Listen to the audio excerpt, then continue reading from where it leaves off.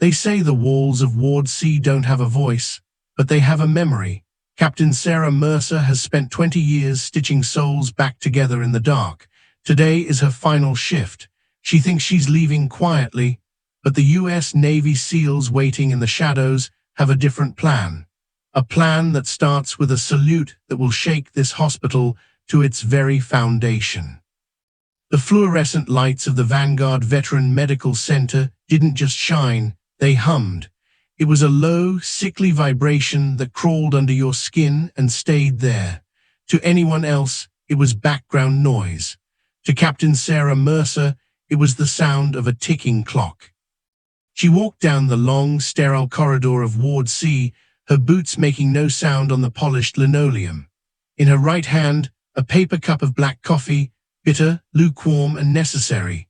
In her left, a heavy clipboard that held the life stories of 12 men who had been broken by the world. Her navy scrubs were soft, the fabric thinned by 1,000 wash cycles and the harsh sting of hospital bleach. It was 05:30, the ghost hour. It was that fragile, tethered moment when the night shift nurses were sagging with exhaustion, their eyes heavy, and the day shift hadn't yet arrived to breathe life into the halls. Sarah stopped at the heavy glass doors of the ICU. She swiped her badge. Click. The doors hissed open like a weary sigh. Inside, the air was different. It was cooler, stripped of all scent, except for the sharp, biting tang of antiseptic and the faint, metallic ghost smell of old blood. The world narrowed here. It wasn't about the weather outside or the politics of the city.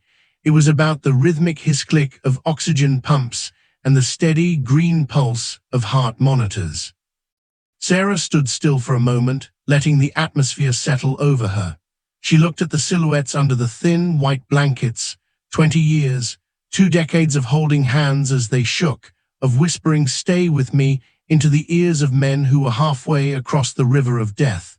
She felt a familiar tightness behind her ribs, not a pain, but a weight, the weight of every name she had ever carried. She walked to the scrub sink. Water, soap, scrub to the elbows. She watched her reflection in the stainless steel dispenser. Her dark hair was pulled back into a bun so tight it looked painful. The lines at the corners of her eyes were deeper than they had been last year, maps of every long night and every "we did our best" conversation. She dried her hands and turned her gaze toward room 4. The chart hanging on the door was crisp. It read, Sergeant Jax Miller, 1st Special Forces Group, age 25. Jax had arrived 72 hours ago. He hadn't come in a car. He had arrived via a med-evac bird, buried under a mountain of shredded multicam and blankets that were more red than gray. Now the uniform was gone. He lay beneath a sheet so white it looked like snow. The blanket dipped sharply where his right leg should have been, a jagged, empty space that Jax refused to look at. Sarah stepped into the room. The only light came from the soft glow of the vitals monitor, casting a ghostly blue hue over Jax's face. His eyes were open. He was staring at the ceiling, his jaw clenched so hard the muscles in his neck stood out like cords. The ceiling hasn't changed since 3 a.m., Jax, Sarah said, her voice a low, melodic anchor. I checked it myself. Jax didn't move his head. His voice was a rasp, a sound like sandpaper on stone. It's moving, Captain. The shadows, they look like the tree line in the valley. Sarah pulled up a stool. She didn't check his IV first. She didn't look at the monitor. She looked at him. The valley is 5,000 miles away, Sergeant. Here, the only thing that can hurt you is your own head. And I'm the commanding officer of this room. I don't give the shadows permission to move. Jax finally turned his head. His eyes were bloodshot, rimmed with the kind of fatigue that sleep can't fix. They told me you're leaving. The legend of Ward C is hanging it up. Sarah reached out, checking the tension in his bandage with a feather-light touch. Every story needs an ending, Jax. I've done my time. It's time for some new blood to take the watch. The new ones, they don't know, Jax whispered, his hand gripping the bedrail until his knuckles turned white. They see a patient, they see a case. You see the dirt we carried. Sarah paused. She thought about the thousands of notes tucked away in her locker. The Mercer protocols, little tricks she'd learned in the field, how to calm a heart rate by humming a specific frequency, how to use the smell of orange peel to break a flashback, how to tell a man he'd lost a limb without losing his soul. "I'm not leaving you yet," Sarah said, her voice dropping into that deep, authoritative tone that had commanded admirals and privates alike. "I have 12 hours left on this clock, and in 12 hours, a lot can happen." Suddenly, the monitor began to chime, a frantic, high-pitched alert. Jax's breathing hitched. His chest began to heave. The phantom pain was hitting him, a neurological firestorm where his brain was screaming for a limb that was no longer there. "Look at me, Jax," Sarah commanded. It wasn't a request, it was an order. Jax's eyes locked onto hers. "Breathe with me, forget the leg, focus on the air, in for 4, hold for 4.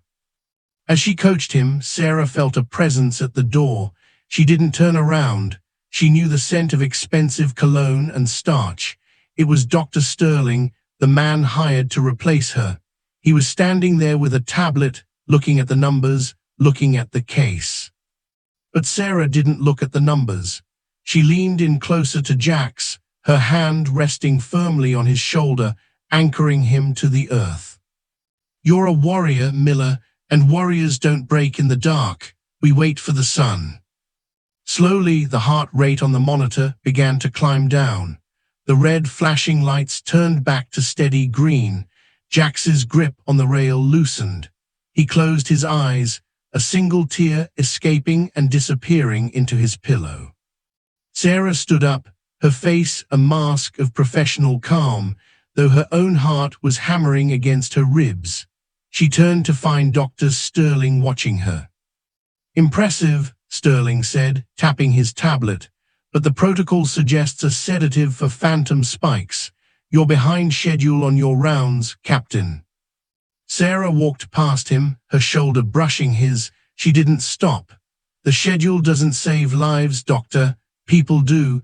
Keep that in mind when you take my chair tomorrow." She walked back into the hallway.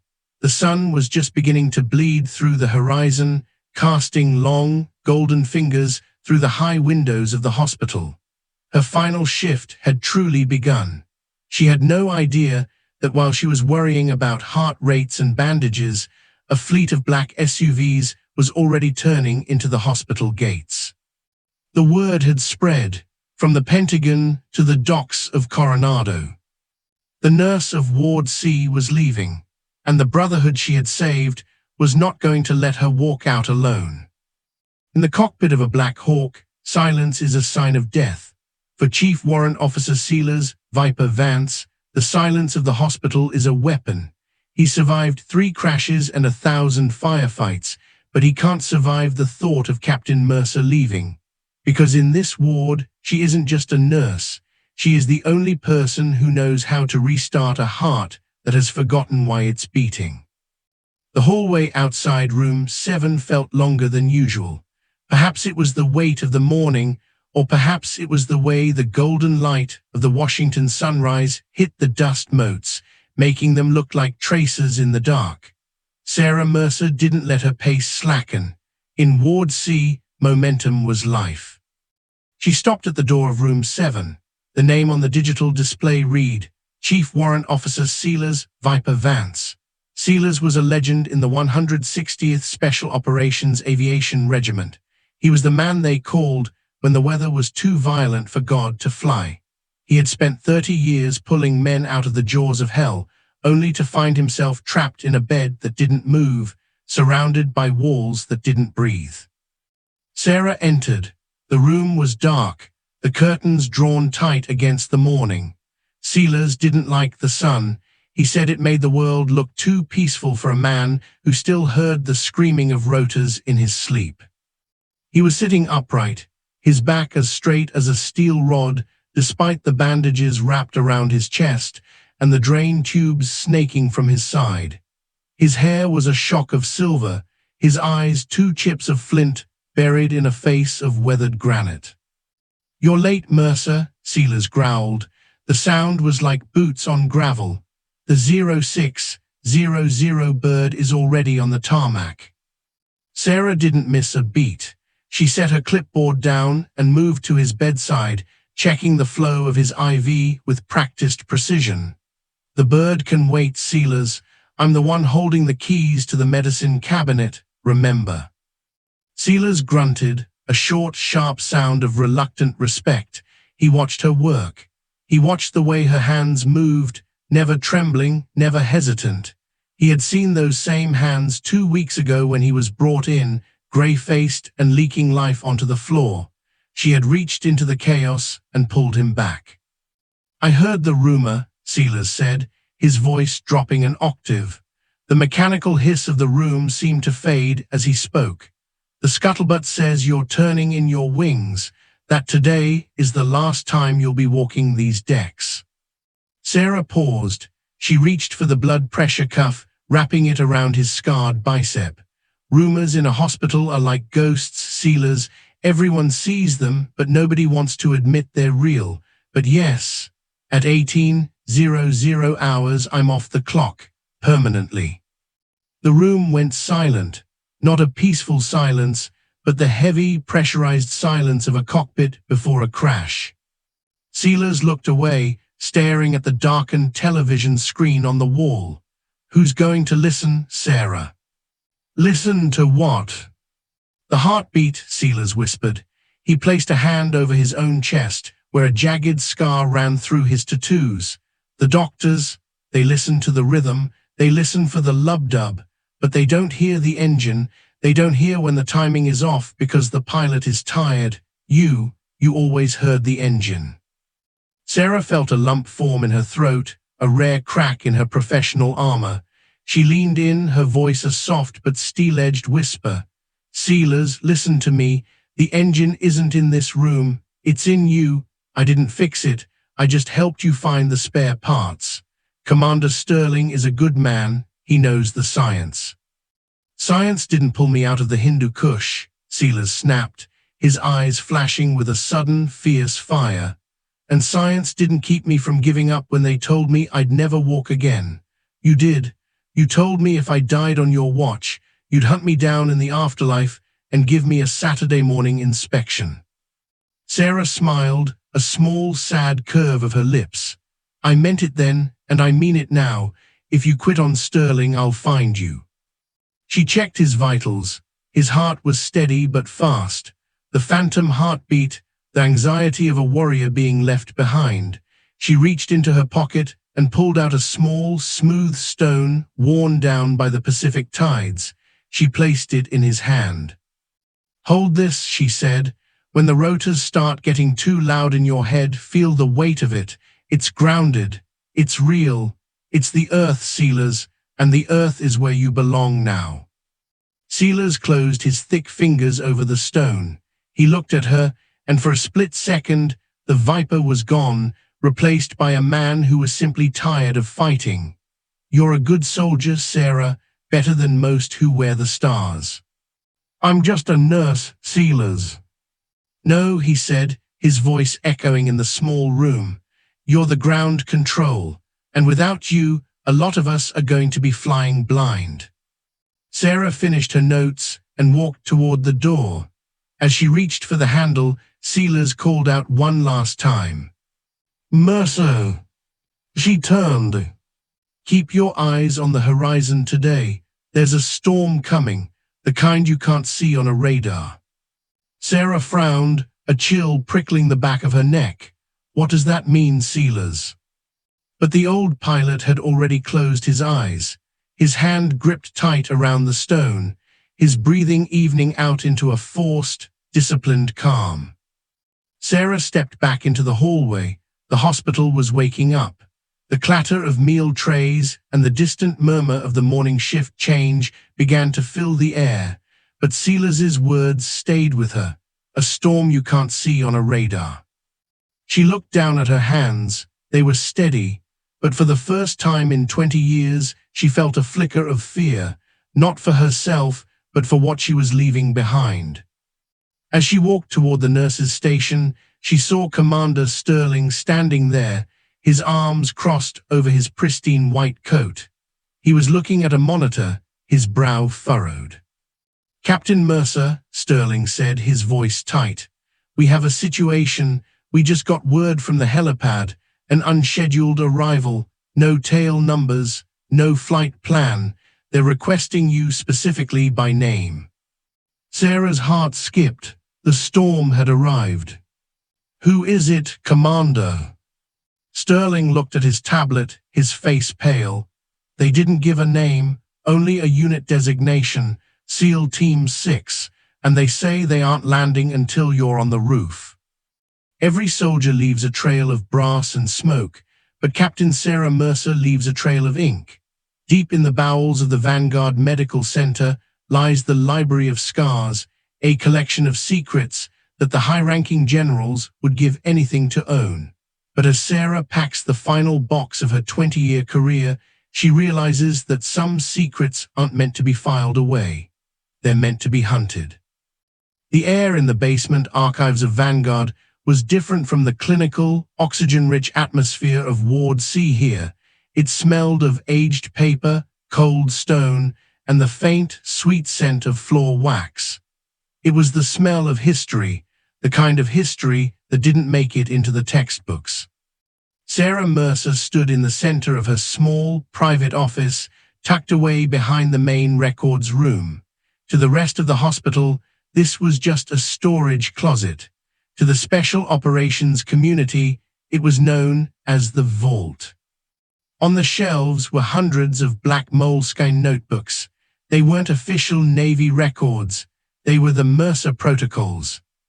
Sarah reached out, her fingers grazing the spine of a notebook from 2008. She remembered the man it belonged to, a Navy SEAL named Elias Thorne. The official medical manual said he should have died from the shrapnel in his chest. Sarah's notebook, however, contained a handwritten sketch of a field expedient valve she had fashioned from a chest seal and a ballpoint pen casing. He had lived. They usually did when Sarah was the one holding the pen. She began to take the books down, one by one, placing them into a heavy-duty plastic crate. Each one felt like a brick, the weight of 20 years of trauma, survival, and the dark humor of men who lived on the edge of the world. Thump, thump, thump. The sound of her packing was the only heartbeat in the room. She picked up a small, weathered cardboard box from the corner of her desk. Inside was her collection. It wasn't jewelry or medals. It was a jagged piece of a shattered visor, a spent .5.56 casing engraved with the initials JM, a blue star badge reel, faded and frayed, given to her by a 10-year-old boy whose father she had brought back from the brink of brain death. She held the badge reel in her palm. The boy's father had been a ranger. He had looked Sarah in the eye and told her, "You're the only one who didn't look at me like I was already a ghost." Sarah closed her eyes, feeling the coldness of the basement seep into her bones. For 20 years, she had been the bridge between the battlefield and the home front. She was the one who translated the screams of war into the language of healing. But who was Sarah Mercer without the ward? She looked at her desk, clean, except for a single unsigned letter of resignation and her Navy-issue sidearm, locked in its small biometric safe. She was a healer, yes, but she was a captain first. She knew how to navigate the bureaucracy of the Pentagon as well as she navigated a shattered femoral artery. A sharp knock at the door shattered the silence. Sarah didn't jump. She didn't even look up. She knew the cadence of the knock. It was heavy, deliberate, the knock of someone who was used to breaking doors down, not waiting for them to open. "Come in, Master Chief," she said, her voice steady and deep. The door creaked open. Standing there was Master Chief Silas Rodriguez. He was a mountain of a man, his face a roadmap of scars and sun-damaged skin. He was dressed in civilian clothes, a flannel shirt and jeans, but he carried himself with the coiled tension of a weapon. "You're hard to find, Captain," Rodriguez said. His voice sounded like two stones grinding together. "That's by design, Sealers. I'm packing. You should be in physical therapy." Rodriguez stepped into the room, his presence making the small office feel even smaller. He looked at the crates of notebooks. The protocols, I heard they were real. The boys call them the Mercer Bibles. "They're just notes, Master Chief. Observations on how the body reacts when the soul is under fire." Rodriguez picked up one of the books. He didn't open it. He just felt the weight. "The brass wants these, Sarah. They want to digitize them. They want to turn your observations into a training module for the new medics." Sarah stepped forward and firmly took the book from his hand. She placed it back in the crate. "These aren't modules, Sealers. They're lives. They contain names, fears, and things whispered in the middle of the night that were never meant for a digital database. When I leave, they leave with me." Rodriguez narrowed his eyes. "You think they're just going to let you walk out that gate with 20 years of classified medical intelligence in a plastic bin? You're smarter than that." Sarah leaned against her desk, her arms crossed. "I'm a captain in the United States Navy, Sealers. I know exactly what I'm allowed to take. These are my personal journals, my thoughts, my prayers." "The Admiral doesn't see it that way," Rodriguez warned. "And neither does the man they're sending to replace you. Sterling isn't just a doctor, Sarah. He's a careerist. He's looking for a legacy, and he thinks yours is up for grabs." Sarah felt a surge of cold fire in her chest. She had spent 2 decades protecting these men from enemies abroad. Now she had to protect their dignity from the very institution they served.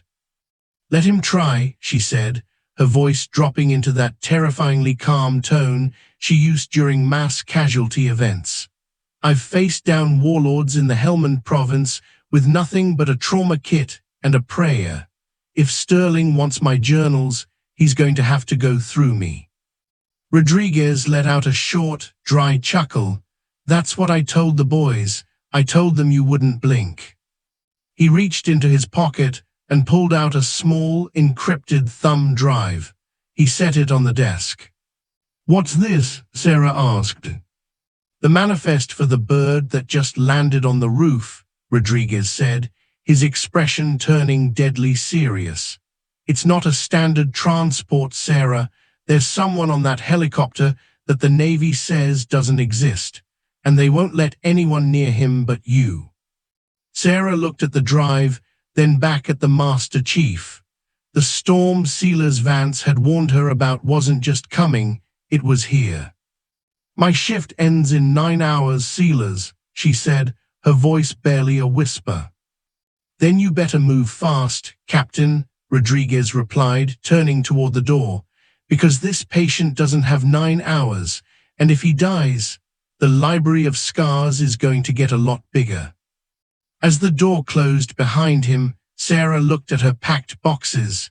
She realized then that she wasn't leaving the war. The war had followed her to the basement. She grabbed her stethoscope, threw her badge over her neck, and headed for the elevator. The legend of Ward C had one last debt to collect. Commander Maya Sterling thinks she's here to take over a ward. She's wrong. She's stepping into a minefield. To her, a patient is a collection of data points on a screen. To Captain Sarah Mercer, a patient is a brother in arms. And as the alarms begin to scream in the simulation lab, Sterling is about to learn that in the Navy, the most dangerous thing you can carry isn't a weapon, it's a lack of soul. The elevator ride to the rooftop was the longest 30 seconds of Sarah's life. Beside her stood Commander Maya Sterling. Sterling was the image of the new Navy. Her white coat was pressed so sharply the edges looked like they could draw blood. Her hair was a perfect, golden bob, and her eyes never left the glowing screen of her high-end tablet. The efficiency ratings for Ward C are abysmal, Captain Mercer, Sterling said, her voice clipped and professional. You spend an average of 22 minutes per patient during morning rounds. The Navy standard is 12. We'll be implementing a new digital triage system starting tomorrow at 0600. Sarah stared at the elevator doors. A man who's lost both legs doesn't need a digital triage system, Commander. He needs someone to look him in the eye and tell him he isn't a burden. That takes more than 12 minutes. Empathy is a variable we can't scale, Sterling countered, not looking up. Data is. If we want to process the influx of casualties from the Pacific exercises, we need speed. Ding! The doors opened. The wind hit them first, a cold, salt-sprayed blast from the Puget Sound. On the helipad sat a MH-60M Black Hawk, its rotors spinning in a lazy, dangerous arc. There were no markings on the bird, no tail numbers, just a matte black finish that seemed to swallow the morning light. Two men in charcoal gray tactical gear stood by the side door. They weren't wearing uniforms, but the way they stood, shoulders back, eyes scanning the horizon, screamed SEAL Team 6. Captain Mercer, one of them shouted over the roar of the engines. We have a VIP, critical, GSW to the abdomen, internal hemorrhaging, and a fever that's climbing like a rocket. We've been running a field expedient bypass for 4 hours. Sarah moved before Sterling could even process the words. She sprinted toward the bird, her stethoscope bouncing against her chest. Sterling followed, clutching her tablet like a shield. Inside the cramped, blood-slicked cabin of the Black Hawk, a man lay strapped to a litter. He was pale, his skin covered in a sheen of cold sweat. His tactical vest had been cut away, revealing a bandage that was already soaked through with dark, venous blood. Name, Sarah barked, her hands already flying over the patient's pulse points. Classified, the operator replied, call him Ghost. Sterling pushed forward, peering over Sarah's shoulder. Wait, we need to log his vitals into the system before we transfer him to the ICU. I need his social security number or his duty ID for the intake form. Sarah turned, her eyes flashing with a cold, terrifying fury. Commander, if you ask for a serial number while this man is bleeding out on my deck, I will have these gentlemen escort you off this roof, by the ankles. That is a violation of protocol, Sterling stammered. The protocol is to keep the heart beating, Sarah snapped. She turned back to Ghost. His eyes flickered open, piercing blue, filled with a sudden, sharp lucidity. He reached out, his blood-stained fingers gripping Sarah's wrist with surprising strength. He didn't look at Sterling. He looked only at the woman whose name was whispered in the darkest corners of the Pentagon. Mercer, he gasped, the drive, don't let them take the drive. I've got you, Ghost, Sarah whispered. Focus on my voice, you're at Vanguard, the fight is over. Transfer him, now, Sarah commanded. As the medics wheeled the litter toward the elevator, Sterling hurried to keep up, her fingers flying across her tablet. I'm flagging this. This is an unidentified admission. This goes against every directive I've been given to modernize this facility. Sarah stopped at the elevator bay, letting the medics go ahead. She turned to Sterling, her voice dropping into a low, dangerous register. You want to modernize, Maya? You want to see how the real Navy works? Follow me. She didn't lead Sterling to the ICU. She led her to the simulation lab on the 4th floor. The room was filled with high-fidelity medical mannequins, multi-million-dollar robots that could breathe, blade, and die. Sarah walked to the control console. She began punching in commands with a speed that startled Sterling. What are you doing? This is a triple casualty scenario, Sarah said. Kandahar 2012, I lived it. Now you're going to. Suddenly, the lights in the lab began to flicker. The sound of explosions and gunfire boomed from the hidden speakers. The mannequins on the floor began to scream, mechanical, haunting sounds of agony. Red fluid, synthetic blood, began to spray from a severed femoral artery on the nearest mannequin. "Save him," Sarah ordered, pointing at the bleeding robot. Sterling stepped forward, her face pale. She reached for the mannequin's arm, but the blood made her hands slick. She tried to check the digital monitor on the mannequin's chest, but Sarah reached out and smashed the screen with a heavy flashlight. "The monitor is dead," Sarah yelled over the sound of simulated mortar fire. "The power is out. You have 3 men dying and 1 tourniquet. What's the data telling you now, Commander?" Sterling froze. Her eyes darted from the bleeding leg to the screaming patient, then back to her tablet, which was now useless in the chaos. "I need to calculate the blood loss volume to determine the priority." "He doesn't have time for math." Sarah grabbed Sterling's hands and forced them into the synthetic wound. "Feel that? That's a pulse. It's weak. It's thready. If you don't clamp that artery in 10 seconds, he's a ghost. Stop looking at the screen and start looking at the man." Sterling's hands were shaking. She tried to apply the tourniquet, but she fumbled the windlass. The mannequin's heart rate flatlined. A long, piercing tone filled the room. Silence fell over the lab as Sarah cut the simulation. The red lights stopped flashing. Sterling stood there, her hands covered in pink dye, her breathing ragged. She looked at the dead mannequin, then at Sarah. "In my ward," Sarah said, her voice like a velvet hammer, "the machines are tools, but the instinct, the Mercer protocol, that is the medicine. You can replace me with a computer, Maya. You can replace me with a spreadsheet. But the day you stop feeling the heat of the blood is the day you should take off that coat." Sarah walked toward the door, leaving Sterling standing in the middle of the dark lab. "The man from the helicopter," Sterling called out, her voice trembling. "Ghost, you knew him, didn't you?" Sarah paused at the door. She didn't turn around. "I know all of them, Maya. That's the problem, and that's why I'm the only one who can save him." As Sarah walked away, she felt a heavy weight in her pocket. The thumb drive Master Chief Rodriguez had given her. It was humming, or maybe that was just the vibration of the hospital. The shift was half over. The patient was critical, and the secrets in Sarah's library of scars were about to become the most valuable currency in the world. They say the greatest ghosts are the ones that are still breathing. In the middle of the most chaotic shift of her life, a man appears at Sarah's door, a man she officially buried 10 years ago. He isn't here for medicine. He's here to show her that the seeds of hope she planted in the dirt of a war zone have finally bloomed into a miracle. The adrenaline from the simulation lab was still pulsing in Sarah's veins, a cold fire that made her fingertips tingle. She ignored the stinging scent of the red synthetic dye on her arms. There was no time to scrub, not today.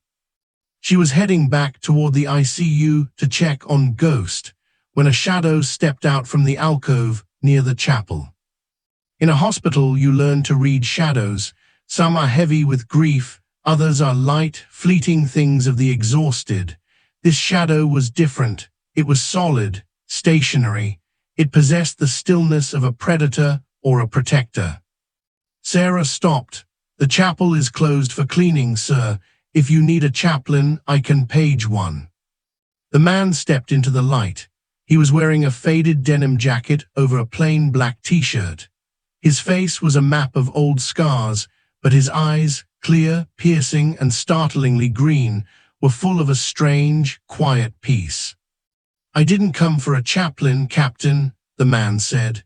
His voice was melodic, lacking the gravel of the active-duty men, but it carried the same weight of command. Sarah's breath hitched. She felt the world tilt. She knew that voice. She had heard it through a headset over the screaming wind of a Black Hawk in the Coringal Valley. She had heard it in the back of a bouncing Humvee as she packed a wound that looked like a crater. "Ethan," she whispered, "Ethan Thorne." 10 years, 3 months, and 4 days, Ethan said with a small, lopsided smile. Ethan Thorne had been a ranger, a lead scout. 10 years ago, he had been brought to Sarah's field hospital in 3 separate bags of medical equipment and a prayer. He had been in a coma for 40 days. The surgeons had said he was brain dead. They had recommended pulling the plug. Sarah had refused. She had stayed in his room every night after her shift. She had read him the sports scores. She had played him recordings of rainstorms. And on the 41st day, she had written a note and tucked it into his hand. A note that said, "The valley is behind you, Ethan. Stand up and walk home." "You're supposed to be in Colorado," Sarah said, her voice trembling. "The record said you were medically retired, disappeared into the mountains." "I did," Ethan said, stepping closer. "But news travels fast in the community, Sarah. Word reached the high country that the woman who gave me my life back was finally hanging up her stethoscope. I realized I never gave you something back." He reached into his jacket and pulled out a piece of paper. It was yellowed, the edges frayed and held together by Scotch tape. He unfolded it with hands that were remarkably steady. It was the note, "Stand up and walk home."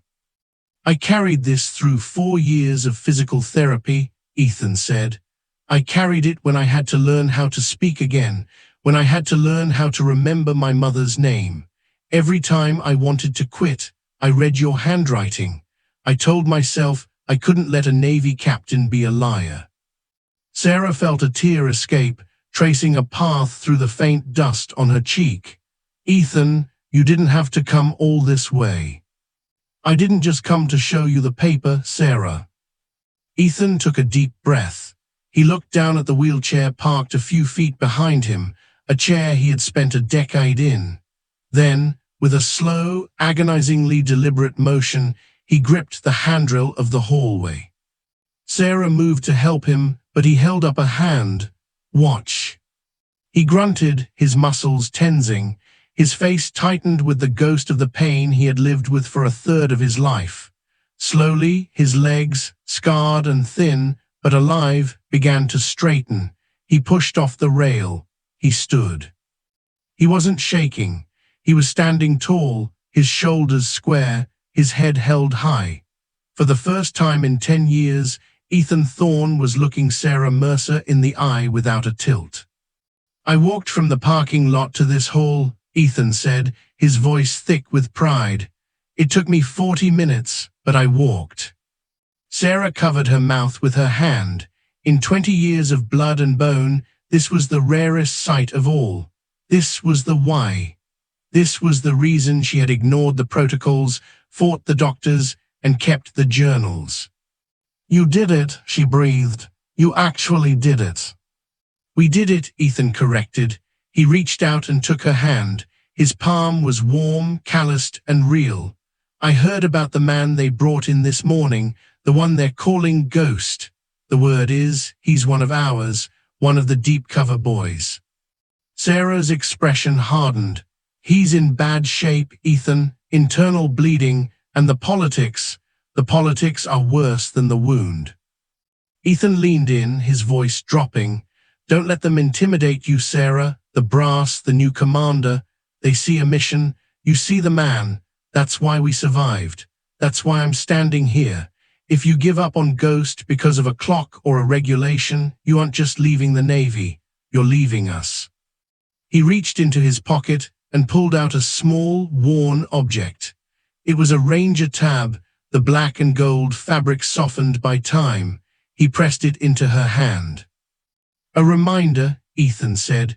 "A Ranger leads the way, but the nurse is the one who makes sure there's someone left to follow. Don't let the fire go out on your last day." He sat back down in his chair, his strength spent, but his spirit radiant. "I'll be waiting in the lobby, Captain.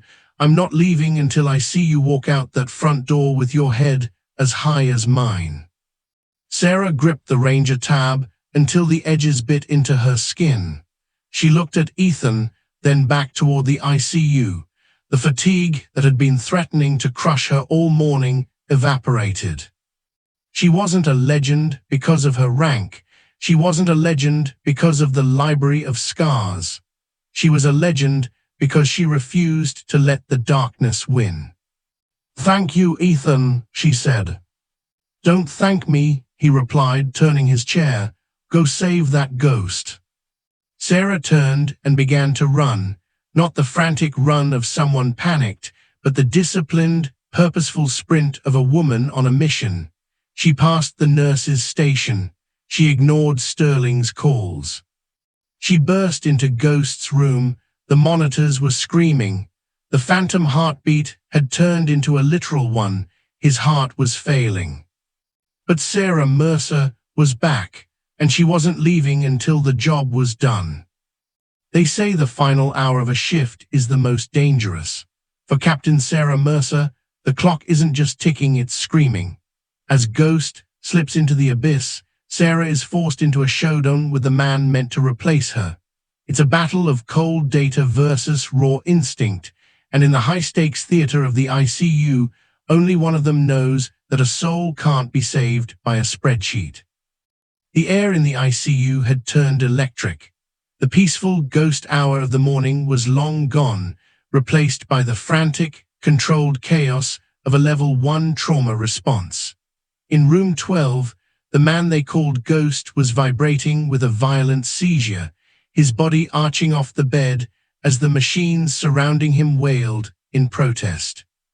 "He's crashing," a young corpsman shouted, his hands hovering over the crash cart. "Vitals are bottoming out. BP is 60/40 and dropping." Sarah Mercer burst through the door, her presence immediately pulling the room into a tighter orbit.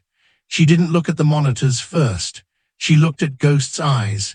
They were rolled back, his skin turning a terrifying shade of translucent gray. "Get me 10 of etomidate and prepare for intubation," Sarah commanded, her voice cutting through the noise like a serrated edge. "We are losing his airway." "Wait!" Commander Maya Sterling stepped into the room, her tablet held out like a weapon. "Captain, look at the labs. His potassium levels are spiked. If you intubate now without stabilizing his electrolytes, you'll trigger a cardiac arrest. The protocol clearly states we must administer a calcium gluconate bolus first." Sarah didn't even turn her head. She was already tilting Ghost's head back, her fingers feeling for the rhythm of his struggling throat. "The protocol was written for a controlled environment, Maya. This man is drowning in his own fluids. If I don't get a tube in him now, his potassium levels won't matter because he'll be dead from hypoxia." "I am the incoming commanding officer of this ward," Sterling said, her voice trembling with a mix of fear and authority. "I am ordering you to follow the digital diagnostic. The AI predicts a 92% failure rate if we bypass the stabilization phase." Sarah finally looked at her. Her eyes were cold, deeper and more ancient than any algorithm. "Then I'll take the 8%, she whispered. "Laryngoscope," Sarah snapped. The corpsman hesitated, his gaze darting between the two officers. "That's an order, sailor," Sarah roared. The corpsman handed her the blade. Sarah moved with a fluid, terrifying grace. She wasn't just a nurse in that moment. She was a master craftsman working on the edge of eternity. She slid the tube home just as the monitor gave a long, sickening drone. "Flatline." "He's in VFib," Sterling screamed, dropping her tablet. "I told you, you killed him." "Charge to 200, Sarah said, her voice unnervingly calm. She climbed onto the bed, straddling the dying man, and began manual compressions. 1, 2, 3, 4. The sound of Ghost's ribs popping under her palms was sickening, but Sarah didn't flinch. She had broken 100 ribs to save 100 hearts. "Clear." The defibrillator kicked. Ghost's body jolted, but the line on the screen remained a flat, mocking green. Again 300, Sarah ordered. 1, 2, 3, 4, come on, Ghost. You didn't survive a Black Ops mission just to die in a room with linoleum floors. Fight. It's over, Sarah, Sterling whispered, looking at the clock. It's been 4 minutes. Brain damage is setting in. We have to call it. Sarah looked up, sweat dripping from her forehead, her hair falling out of its strict bun for the first time in 20 years. I don't call anything until I say so.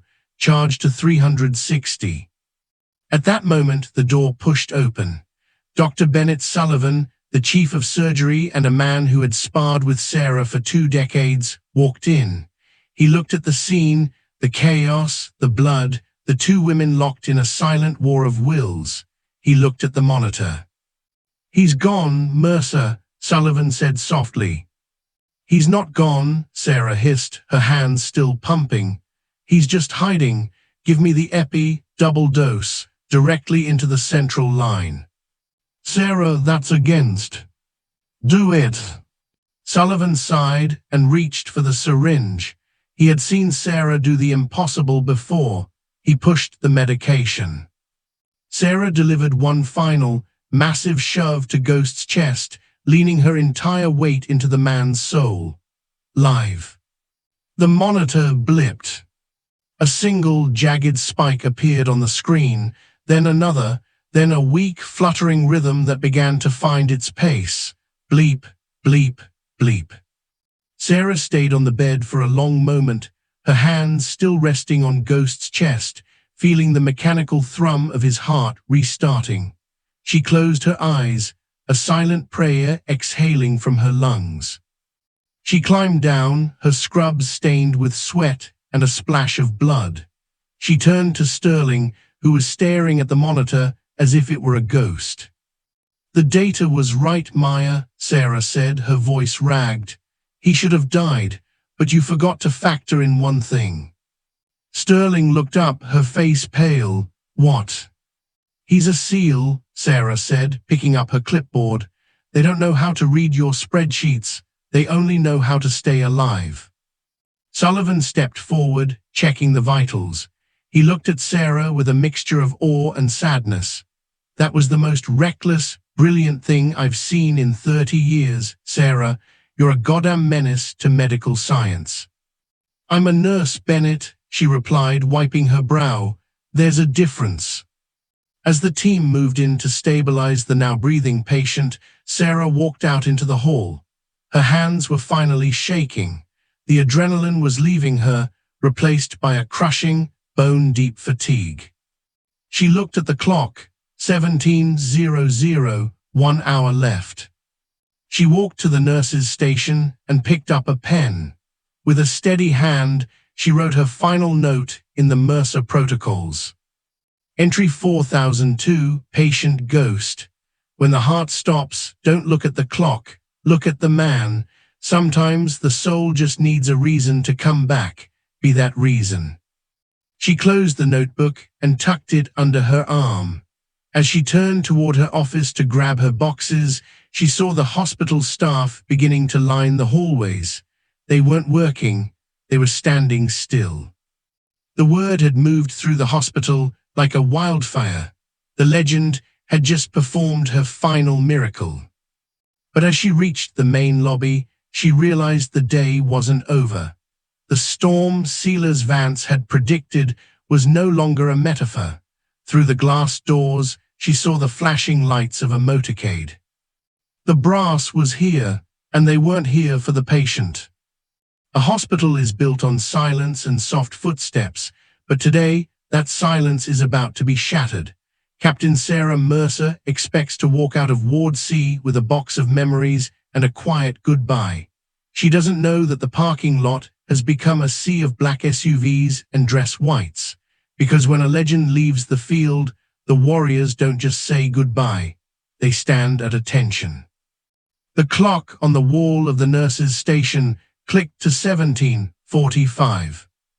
Sarah Mercer stood in the center of her office, the place she had called home for 2 decades. The shelves were bare now, the library of scars, The journals that held the secrets of survival were packed securely in the plastic crates at her feet. She looked at her desk.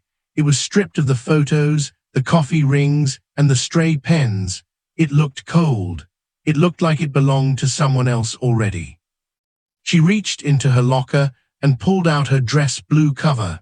She adjusted it in the mirror, her fingers tracing the gold oak leaves on the brim.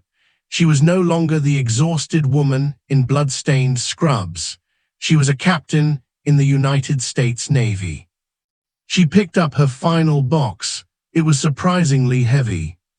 As she stepped out of her office, she expected to find the usual evening chaos, nurses running meds, doctors arguing over charts, the smell of dinner trays. Instead, the hallway was eerily still. "Captain!" Sarah turned. It was Maya Sterling. The younger woman wasn't holding her tablet. Her hands were folded in front of her, and her eyes were red-rimmed.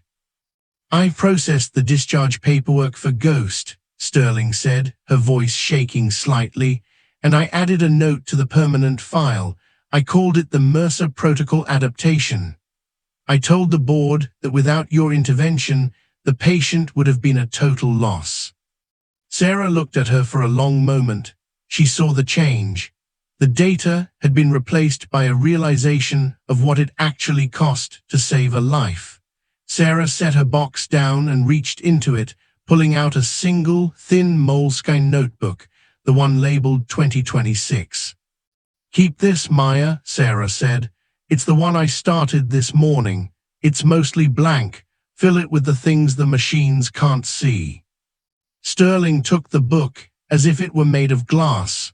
"I don't think I can do what you do, Sarah."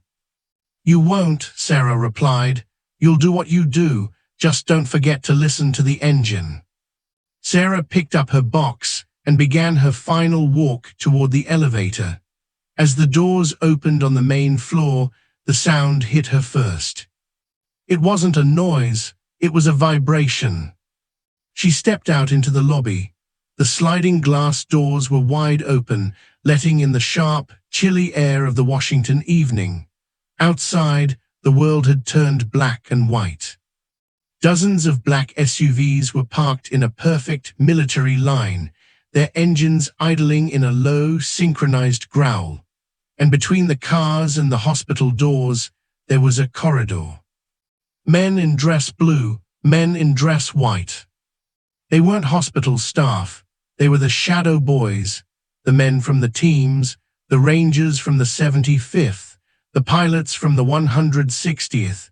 They stood in two perfectly straight lines, stretching all the way to the edge of the parking lot. At the very front stood Master Chief Silas Rodriguez. He looked like a statue carved from obsidian. Sarah, frozen, her heart, which had remained steady through 1,000 surgeries, suddenly stuttered in her chest. "Captain on deck," Rodriguez's voice boomed, a sound that carried across the entire campus. In one fluid, terrifyingly precise motion, 50 men snapped their hands to their brows. The slap of their hands hitting their covers was like a single gunshot. Sarah felt the air leave her lungs. She looked down the line. She saw Silas Vance, the pilot, standing tall with the help of a cane, his hand at a rigid salute. She saw Ethan Thorne, the man who had stood up for her only hours ago, leaning against a pillar but holding his salute with a ferocity that brought tears to her eyes. She saw the men she had stitched, the men she had prayed over, and the men who had carried their brothers into her ward. Sarah tucked her box under her left arm. She stood at the threshold of the hospital, her spine straightening, her chin lifting. She didn't walk, she marched. As she passed each man, she looked them in the eye. It was a silent conversation. "I remember your name. I remember your wound. I remember your survival." The Gauntlet of Blue was a tradition reserved for the highest heroes, for the warriors who had fallen or the legends who had finished the fight. To see it given to a nurse, to a woman who had never fired a shot in anger, was a statement that echoed through the very foundations of the military community. Halfway down the line, she saw a man standing in the shadows of an SUV. He was pale, his abdomen heavily bandaged under a loose shirt, his arm in a sling. It was Ghost. He shouldn't have been standing, he shouldn't have even been awake, but there he was, held up by two of his teammates.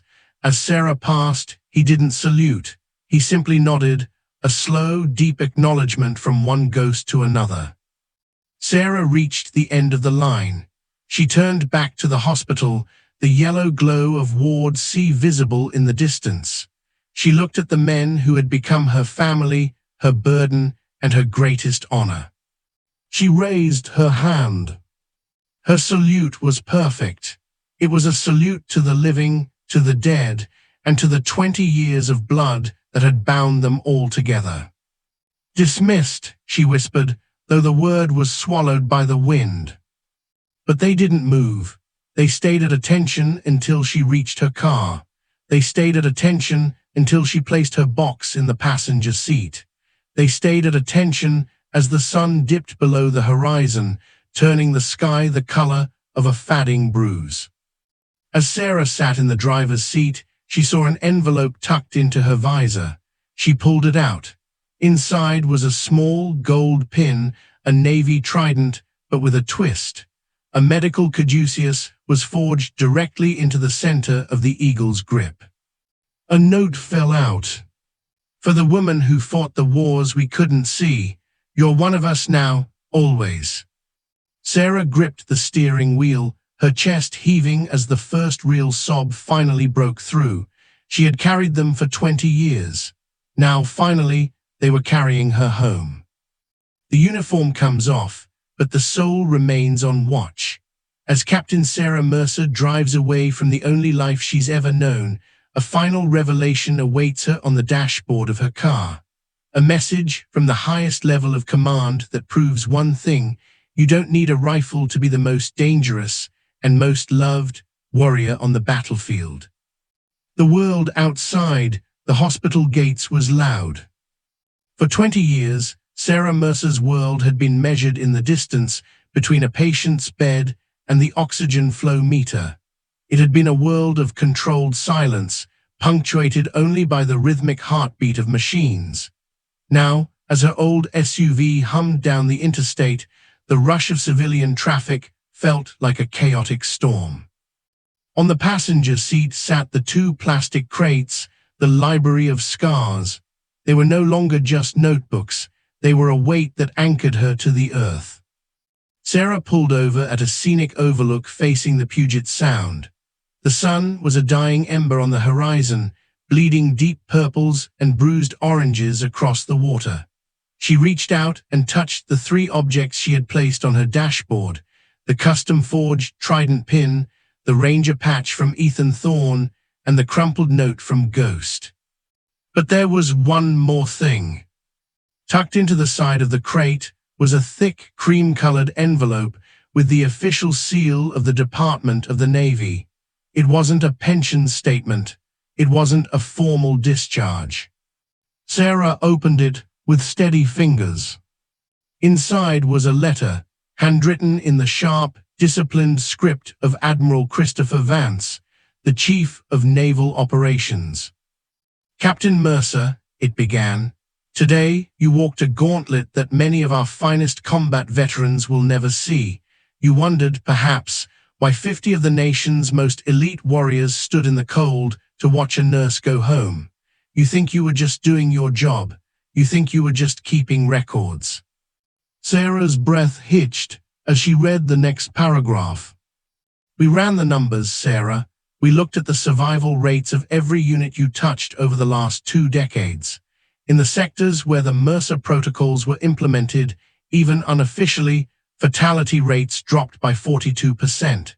You didn't just save men, you saved teams. You saved families who will never know your name. You were the silent engine of the fleet. You are the only person in the history of this Navy to be recommended for the Distinguished Service Medal by the men you treated, rather than the officers you served.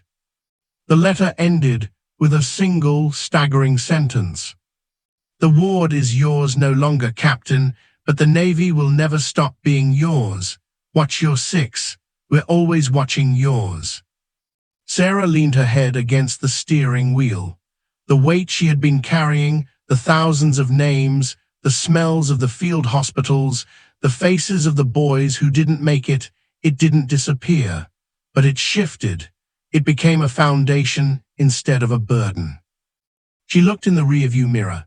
The Vanguard Medical Center was a distant silhouette against the darkening sky. She could almost see the lights of Ward C flickering on for the night shift. Maya Sterling would be there now, opening that first blank moleskin notebook. Silas Vance would be gripping his stone, fighting the ghosts of the rotors. And Ghost would be breathing, his heart beating a rhythm that Sarah had clawed back from the silence. She wasn't just Sarah Mercer, the retiree. She was the legend of Ward C. She was the woman who had turned ink and empathy into a shield for the brave. She put the car in gear and merged back into the flow of traffic. Her hands were steady on the wheel. The road ahead was long, and for the first time in 20 years, she didn't have a schedule, a pager, or a crisis. She had the sunset, the salt air, and the knowledge that the work she had done inside those white walls would outlast her footsteps in the halls. The light faded into a soft, golden glow across her windshield. Sarah drove into the quiet, carrying the echoes of 1,000 salutes in her heart. Captain Sarah Mercer walked out of that hospital with nothing but a box of notes, but she left behind a legacy that will save lives for generations. Some heroes carry a gun, others carry a stethoscope, and the courage to never give up on a soul. If this story moved you, if it reminded you of the silent heroes who work in the dark so we can live in the light, please leave a comment below. Share this with someone who needs to know that their work matters. Don't forget to like, subscribe, and hit that notification bell. We tell the stories of the legends the world tries to forget. Thank you for staying until the very last second. We'll see you in the next one.